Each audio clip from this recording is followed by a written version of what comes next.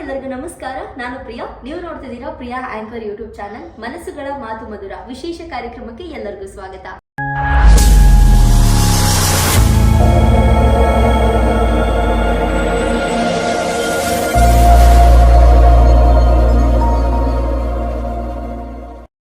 ಮನಸ್ಸುಗಳ ಮಾತು ಮಧುರ ಕಾರ್ಯಕ್ರಮ ಸ್ಟಾರ್ಟ್ ಮಾಡಿದಾಗಿಂದ ಪ್ರತಿ ಒಂದು ವಾರ ಒಂದು ಕಾನ್ಸೆಪ್ಟ್ನ ಇಟ್ಕೊಂಡು ಅದ್ರ ಬಗ್ಗೆ ಮಾತಾಡ್ತಿದ್ದೆ. ಅಂದರೆ ನನಗೇನು ಅನಿಸುತ್ತೆ, ನನ್ನ ಅನುಭವಗಳನ್ನ ನಾನು ನಿಮ್ಮ ಜೊತೆ ಶೇರ್ ಮಾಡ್ಕೊಳ್ತಿದ್ದೆ.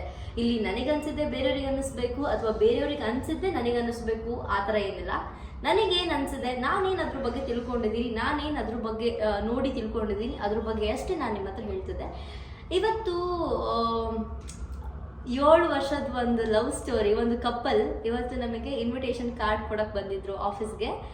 ನೆನ್ನೆ ನಾವೇ ಹೋಗಿ ಪ್ರಿಂಟ್ ಹಾಕ್ಸಿದ್ವಿ, ಅವ್ರದ್ದು ಇನ್ನೇನು ಸದ್ಯದಲ್ಲೇ ಮದುವೆ. ಸೊ ಇವತ್ತು ಅವರು ಕಾರ್ಡ್ ಕೊಡಕ್ಕೆ ಬಂದಿದ್ರು. ಆವಾಗ ಅವ್ರನ್ನ ನೋಡಿ ಭಾಳ ಖುಷಿ ಆಯಿತು.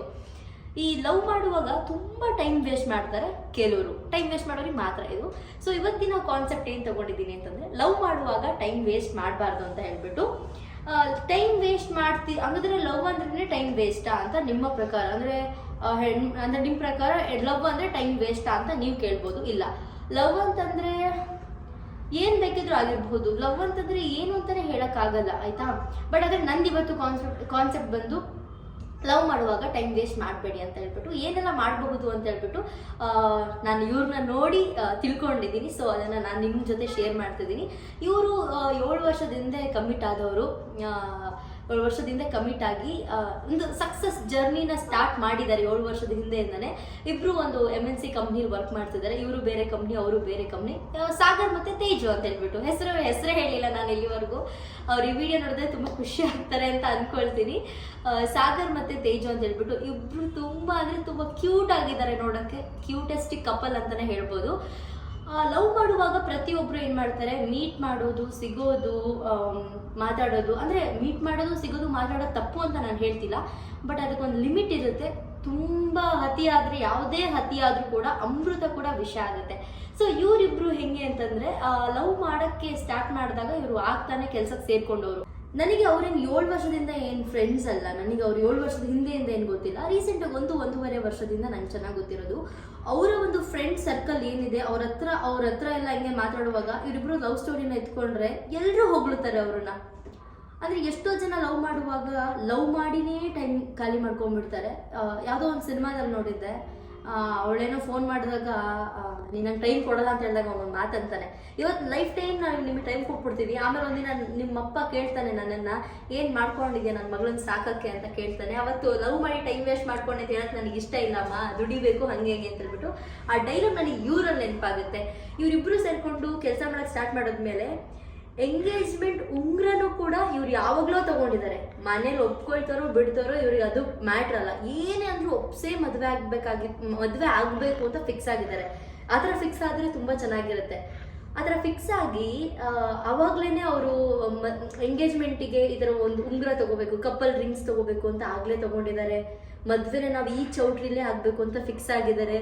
ಮದುವೆಗೆ ನಾನು ಇದೇ ಥರ ಸೀರೆ ತಗೋಬೇಕು, ಮದುವೆಗೆ ನೀನು ಇದೇ ಥರ ಉಡುಗೆ ತೊಡುಗೆಗಳನ್ನ ಹಾಕೋಬೇಕು. ಅವ್ರೊಂಥರ ಹಿಂದೆಯಿಂದನೇ ಪ್ರಿಪೇರ್ ಆಗ್ಬಿಟ್ಟಿದ್ದಾರೆ. ಮತ್ತು ಮದುವೆಗೆ ಯಾವುದೇ ಕಾರಣಕ್ಕೂ ನಮ್ಮ ತೇಜೋಕ್ ಆಗಿರ್ಬೋದು ಮತ್ತು ನಮ್ಮ ಸಾಗರಣ್ಣ ಆಗಿರ್ಬೋದು ಯಾರ ಹತ್ರನೂ ಏನು ಖರ್ಚು ಮಾಡಿಸ್ಬಾರ್ದು.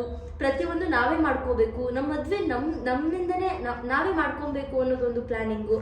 ಮತ್ತು ಎಲ್ಲಕ್ಕಿಂತ ಇಂಪಾರ್ಟೆಂಟು, ತುಂಬ ಜನ ಅಂದರೆ ಕೆಲವು ಹುಡುಗರು ತುಂಬ ಒಳ್ಳೆಯವರಿದ್ದಾರೆ. ಅದರಲ್ಲಿ ಸಾಗರಣ್ಣ ಕೂಡ ಒಬ್ಬರು. ನಾನು ನೋಡ್ದಂಗೆ ಈ ಮದುವೆ ಅನ್ನೋದನ್ನ ಕೆಲವರು ಕಾಮನ್ ಆಗಿ ತೊಗೊತಾರೆ. ಎಲ್ಲರೂ ಮದುವೆ ಆಗ್ತಾರೆ, ನಾವು ಆಗ್ತೀವಿ ಅಂತ ಕಾಮನ್ ಆಗಿ ತೊಗೊತಾರೆ. ಬಟ್ ಮದುವೆ ಅನ್ನೋದು ಕಾಮನ್ ಅಲ್ಲ ಅಂತ ನಾನು ಹೇಳಕ್ಕೆ ಇಷ್ಟಪಡ್ತೀನಿ. ಸಾಗರಣ್ಣ ಒಂದು ನಾನು ಕೇಳ್ದಂಗೆ ಅವ್ರ ಬಗ್ಗೆ, ಯಾವತ್ತೂ ನಾನು ಅವ್ರ ಮನೆಗೆಲ್ಲ ಹೋಗಿಲ್ಲ. ಅವ್ರದ್ದಿರೋದು ಹುಬ್ಳಿಯಲ್ಲಿ. ಬಟ್ ಇಲ್ಲಿ ಅಂದರೆ ಬೆಂಗಳೂರಲ್ಲಿರೋ ಮನೆಗೆ ನಾನು ಯಾವತ್ತೂ ಹೋಗಿಲ್ಲ. ಅವ್ರು ಒಂದು ಚಿಕ್ಕ ಬಾಡಿಗೆ ಮನೇಲಿ ಇದ್ದವರು. ಆ ಟೈಮಲ್ಲಿ ಅವರು ಏನೆಲ್ಲ ಮಾಡಿದ್ರು ಅಂತಂದರೆ, ವಾಷಿಂಗ್ ಮಿಷಿನ್ ತೊಗೊಂಡು ಬಂದರು, ಮಂಚ ತೊಗೊಂಡು ಬಂದರು, ಫ್ರಿಜ್ ತೊಗೊಂಡ್ಬಂದರು. ಅದೆಲ್ಲ ಅವ್ರ ತಂಗಿ ಹೇಳೋರು. ಅಂದರೆ ಸಾಗರಿಗೆ ಒಬ್ಳು ಕ್ಯೂಟೆಸ್ಟ್ ತಂಗಿ ಇದ್ದಾರೆ, ಅವ್ರ ಹೆಸರು ತೇಜು ಅಂತ, ಇವ್ರ ಹೆಂಡತಿ ಹೆಸರು ತೇಜು ಅಂತ. ಅವರು ಹೇಳೋರು ಏನಂತ, ಅಣ್ಣ ಅಕ್ಕ ಇವತ್ತು ಇದನ್ನು ತೊಗೊಂಡ್ಬಂದ್ರು, ಅದನ್ನು ತೊಗೊಂಡ್ಬಂದ್ರು ಅಂತ ಹೇಳ್ಬಿಟ್ಟು ನನ್ನ ಫ್ರೆಂಡ್ ಹತ್ರ ಒಬ್ರ ಹತ್ರ ಶೇರ್ ಮಾಡೋರು. ಖುಷಿ ಆಗೋದು, ಒಬ್ಬ ಹುಡುಗ ಇಷ್ಟೊಂದು ಜವಾಬ್ದಾರಿಯಾಗಿದ್ದಾನೆ ಅಂತ ಅಂದರೆ ಇವಳನ್ನ ಅವನು ಚೆನ್ನಾಗಿ ನೋಡ್ಕೊತಾನೆ ಅಂತ ಹೇಳ್ಬಿಟ್ಟು ತುಂಬ ಒಳ್ಳೆ ಕಪ್ಪಲ್ಲು, ತುಂಬ ಕ್ಯೂಟೆಸ್ಟ್ ಕಪ್ಪಲ್ಲು. ಲವ್ ಮಾಡುವಾಗ ಎಷ್ಟು ದುಡ್ಡನ್ನ ಸೇವ್ ಮಾಡಬೇಕು, ಎಷ್ಟು ದುಡ್ಡನ್ನ ಏನಕ್ಕೆ ಇಡಬೇಕು.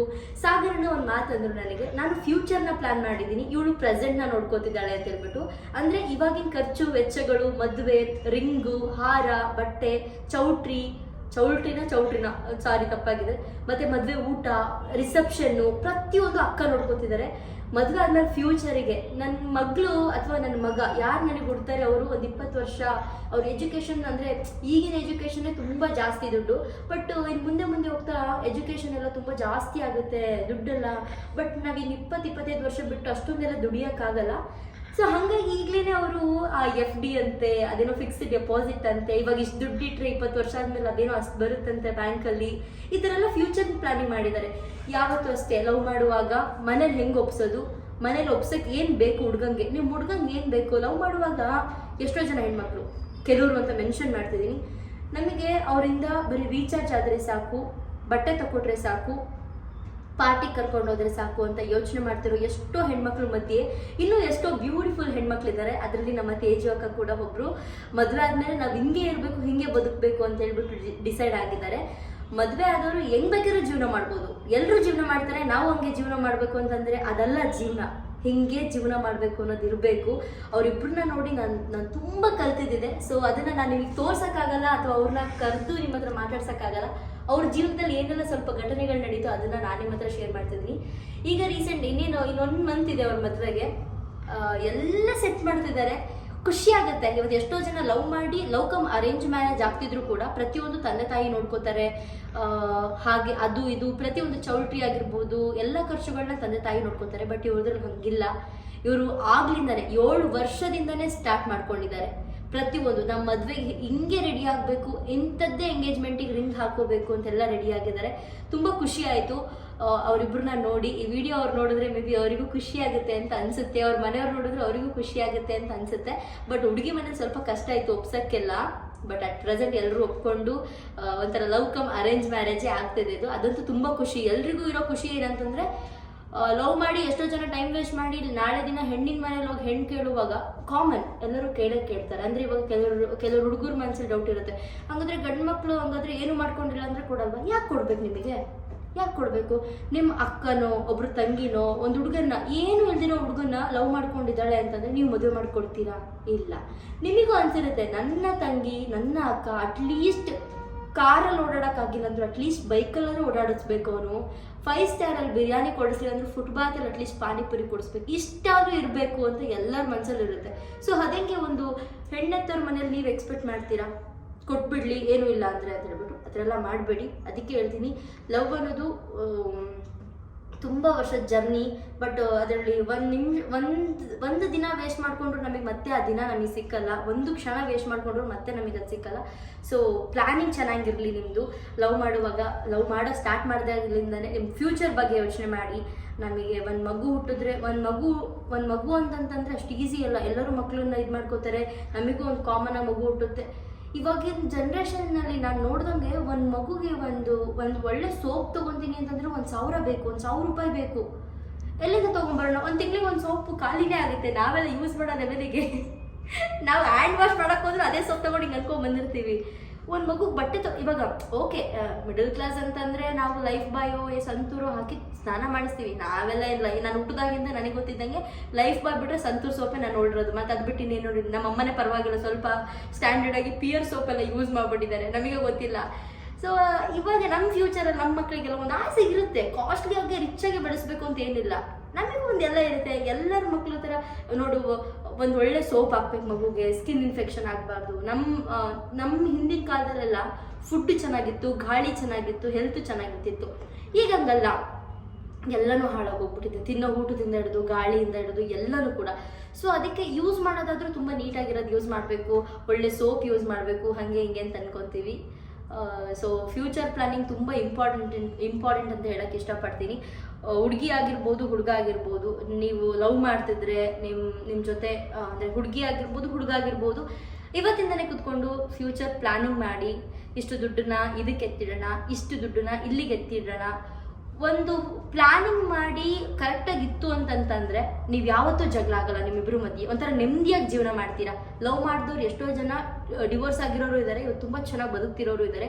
ಒಂದು ಫ್ಯೂಚರ್ ಪ್ಲಾನಿಂಗ್ ನೀಟಾಗಿದ್ದು ನಮ್ಮವ್ರನ್ನ ನಾವು ಪ್ರೀತಿಯಿಂದ ನೋಡ್ಕೊಂಡ್ರೆ ಅವ್ರು ಯಾವತ್ತೂ ನಮ್ಮಿಂದ ದೂರ ಹೋಗಲ್ಲ.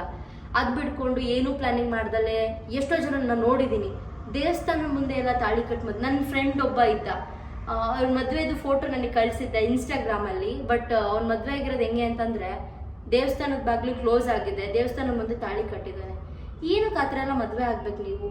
ಪೇರೆಂಟ್ಸ್ ಇದ್ದಾರೆ, ಹುಟ್ಟಿಸ್ತವ್ರಿದ್ದಾರೆ, ಫ್ರೆಂಡ್ಸ್ ಇದ್ದಾರೆ, ಬಂಧು ಬಳಗದವರಿದ್ದಾರೆ, ಎಲ್ಲರನ್ನೂ ಬಿಟ್ಟು ಹಾಗೆಲ್ಲ ಮದುವೆ ಆದರೆ ಏನು ಚೆನ್ನಾಗಿರುತ್ತೆ.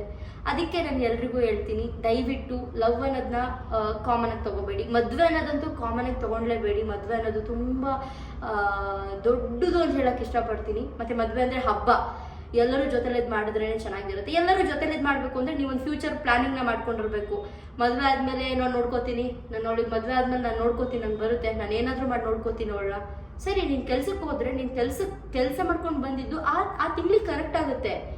ಬಾಡಿಗೆ, current bill, water bill, motor bill, cleaning charge, ಮನೆಯಿಂದ ಖಾಲಿ ಮಾಡುವಾಗ ಪೇಂಟಿಂಗ್ ಚಾರ್ಜು ಎಲ್ಲ ಕಟ್ ಮಾಡ್ತಾರೆ. ಇಲ್ಲಿ ಏನು ನೀರು ತೊಗೊತೀನಿ ಅಂತಂದು ದುಡ್ಡು ಕೊಡಬೇಕು ಬೆಂಗಳೂರಲ್ಲಿ.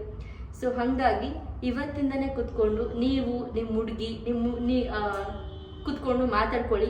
ಫ್ಯೂಚರಿಗೆ ಹಿಂಗೆಲ್ಲ ಇರೋಣ, ಹಿಂಗೆ ಮಾಡೋಣ, ಹಂಗೆ ಮಾಡೋಣ.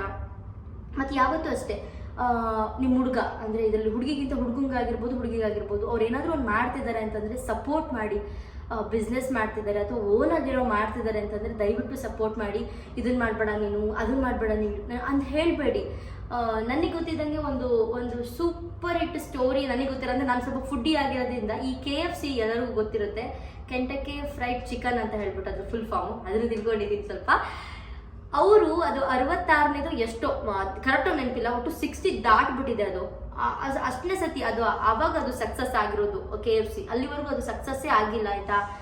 ಸೊ ಅಂದರೆ ಅವರದ್ದು ತುಂಬ ದುಡ್ಡಿತ್ತು, ಹಂಗಾಗಿ ಅಷ್ಟೆಲ್ಲ ಪಾಪ ಇದು ಮಾಡಿದ್ದಾರೆ. ಅಂದರೆ 66 ಬಿಸ್ನೆಸ್ ಮಾಡೋಷ್ಟು ಅವ್ರಿಗೆ ದುಡ್ಡಿತ್ತು. ಬಟ್ ನಮ್ಮ ಹತ್ರ ಎಲ್ಲ ಅಷ್ಟಿಲ್ಲ. 1-2 ಬಿಸ್ನೆಸ್ಸಿಗೆ ನಾವು ಸಾಲಕ್ಕೆ ಬಂದುಬಿಡ್ತೀವಿ, ಸಾಲ ಬಡ್ಡಿ ಕಟ್ಟೋದು ಅದಕ್ಕೆ ಬಂದುಬಿಡ್ತೀವಿ. ಸೊ ನಿಮ್ಮ ಹುಡ್ಗಂಗೆ ಹೇಳಿ, ಬುದ್ಧಿ ಹೇಳಿ. ಎಷ್ಟೊಂದು ಬುದ್ಧಿ ಎಲ್ಲರಿಗೂ ಇದೆ ಈಗಿನ ಕಾಲದಲ್ಲಿ.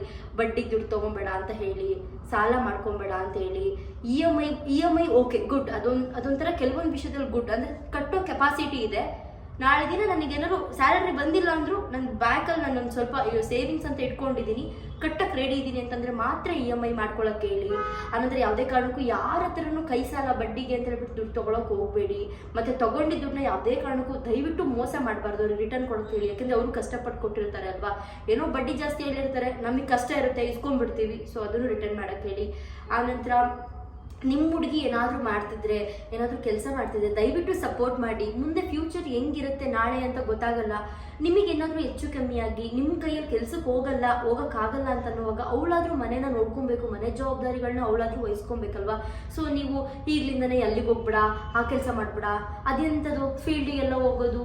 ಈಗ ಎಕ್ಸಾಂಪಲ್ ನಂದೇ ತೊಗೊಂಡ್ರೆ ಆ್ಯಂಕರಿಂಗ, ಅಯ್ಯೋ ಏನೋಮ್ಮ ಏನಾದರೂ ಒಂದು ಬ್ರೇಕಿಂಗ್ ನ್ಯೂಸ್ ಅಂದರೆ ಹೋಗಿ ರೋಡಲ್ಲಿ ನಿಂತ್ಕೊಬೇಕು, ಲೋಗೋ ಇಟ್ಕೊಂಡು ಮೈಕ್ ಇಟ್ಕೊಂಡು, ಏನಕ್ಕೆ ಈ ಕೆಲಸ ಎಲ್ಲ ನಿನಗೆ ಅಂತ ಹೇಳ್ತಾರೆ. ಎಲ್ಲರೂ ಹಿಂಗೆ ಅಂತ ಅಂದ್ಬಿಟ್ರೆ ಆ ಕೆಲಸ ಯಾರು ಮಾಡ್ತಾರೆ ಅಲ್ವಾ. ಸೊ ನಿಮ್ಮ ಹುಡುಗಿಗೆ ನೀವು ಸಪೋರ್ಟ್ ಮಾಡಿ, ನಿಮ್ಮ ಹುಡುಗಂಗೆ ನೀವು ಸಪೋರ್ಟ್ ಮಾಡಿ. ಜೀವನದಲ್ಲಿ ಈ ಥರ ಮಾಡ್ಕೊಂಡ್ರೆ ಚೆನ್ನಾಗಿರುತ್ತೆ, ಇದ್ರಲ್ಲಿ ಉಳಿಸ್ಬೋದು. ನಿಮಗೆ ಯಾವತ್ತೂ ಕೊರತೆ ಮಾಡ್ಕೊಬೇಡಿ. ನೀವು ತಿನ್ನೋದಕ್ಕೆ, ನೀವು ಬಟ್ಟೆ ಹಾಕ್ಕೊಳ್ಳೋದಕ್ಕೆ, ನೀವು ಓಡಾಡೋದಕ್ಕೆ ಯಾವತ್ತೂ ಕೊರತೆ ಮಾಡ್ಕೊಳ್ಬೇಡಿ ಲೈಫಲ್ಲಿ. ಯಾಕಂದರೆ ನಿಮಗಿಂತ ಇಂಪಾರ್ಟೆಂಟ್ ಬೇರೆ ಇರಲ್ಲ.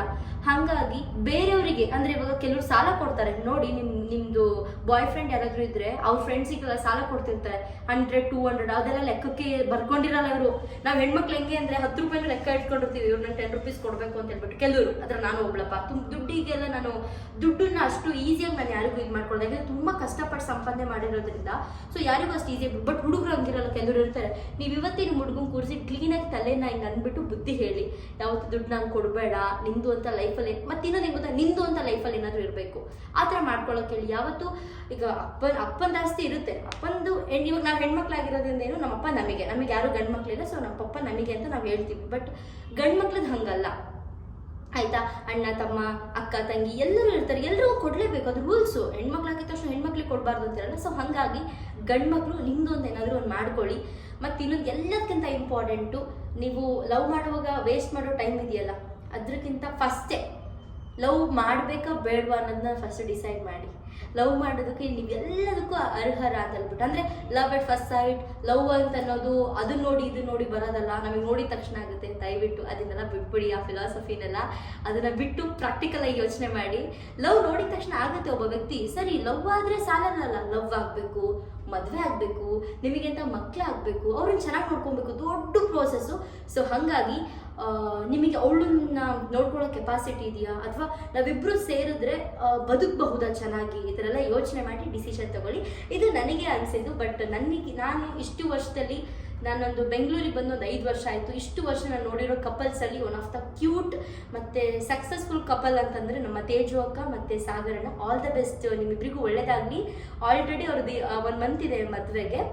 ಅವ್ರು ಆಲ್ರೆಡಿ ಒಂದು ಮನೆ ತೊಗೊಂಡು, ಆ ಮನೆಗೆ ಏನೆಲ್ಲ ಬೇಕು ವಸ್ತುಗಳು, ಅವ್ನ ಹೆಂಡತಿಗೆ ಏನೆಲ್ಲ ಬೇಕು, ವಾಷಿಂಗ್ ಮಿಷಿನ್ ಆಗಿರ್ಬೋದು, ಫ್ರಿಡ್ಜ್ ಆಗಿರ್ಬೋದು, ಒಂದು ಮಂಚ ಆಗಿರ್ಬೋದು, ಪಾತ್ರೆಗಳಾಗಿರ್ಬೋದು, ಸ್ಕ್ರೀನಿಂದ ಹಿಡಿದು ಪ್ರತಿಯೊಂದು ಇಂಥದ್ದೇ ಬೇಕು, ನನ್ನ ಹೆಂಡತಿಗೆ ಇದೇ ಇಷ್ಟ ಅಂತ ಹೇಳ್ಬಿಟ್ಟು ಒಂದು ಮನೆ ಸೆಟಪ್ ಮಾಡ್ಕೊಂಡಿದ್ದಾರೆ.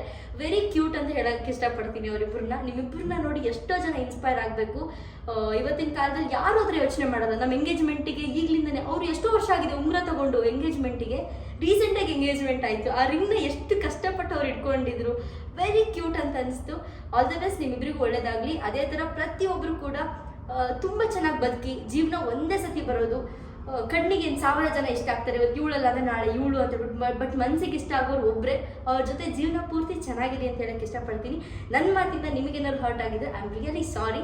ಬಟ್ ನನಗೆ ನನ್ನ ಪಾಯಿಂಟ್ ಆಫ್ ವ್ಯೂ ಅಲ್ಲಿ ಅದೊಂದು ಪಾಯಿಂಟಿಗೆ ಯಾರಿಗಾದ್ರೂ ಬೇಜಾರಾಗಿರ್ಬೋದು. ಅಂದರೆ ನಿಮ್ಮ ಲೈಫ್ ಸೆಟಲ್ಲ, ನೀವಿಬ್ಬರು ಅಂದರೆ ಸೆಟಲ್ ಆಗಿಲ್ಲ ಅಂದ್ರೂ ನೀವು ಅವಳನ್ನ ಮದುವೆ ಆದರೆ ನಿಮಗೆಲ್ಲ ಸಪೋರ್ಟ್ ಸಿಗುತ್ತಾ, ನೀವಿಬ್ಬರು ಬದುಕ್ತೀರಾ, ಚೆನ್ನಾಗಿ ಬದುಕ್ತೀರಾ, ಹಾಲು ನೀರು ಥರ ಚೆನ್ನಾಗಿ ಬದುಕ್ತೀರಾ ನೀವು ಅಂತ ನಿಮಗೆ ಅನ್ನಿಸ್ಬೇಕು. ನಾನು ಇವಳ ಜೊತೆ ಇದ್ದರೆ ನಾನು ಏನು ಬೇಕಾದ್ರೂ ಮಾಡ್ತೀನಿ, ಏನು ಬೇಕಾದ್ರೂ ಮಾಡ್ತೀನಿ ಅಂತ ಬರೀ ಲವ್ ಮಾಡೋದಲ್ಲ, ಏನಾದರೂ ಮಾಡಬೇಕು.